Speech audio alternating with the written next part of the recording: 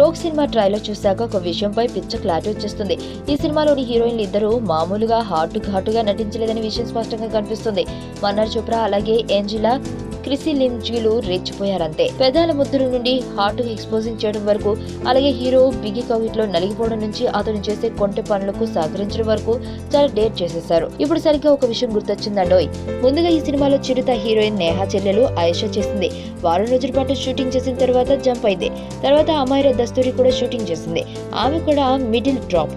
ఆ తర్వాత పూజ జవేరి హీరోయిన్ గా అంగీకరించి తర్వాత బయటకు వచ్చేసింది. ఫైనల్ గా మన్నర్ చోప్రా ఆ రోల్లోకి దిగింది.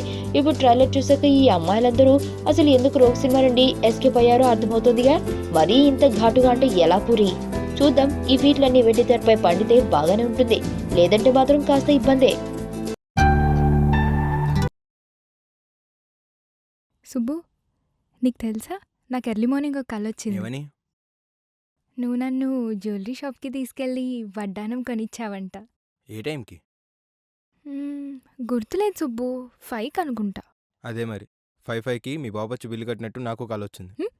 గీతా సుబ్రహ్మణ్యం, ఈ జంట పేరు గీతా సుబ్రహ్మణ్యం.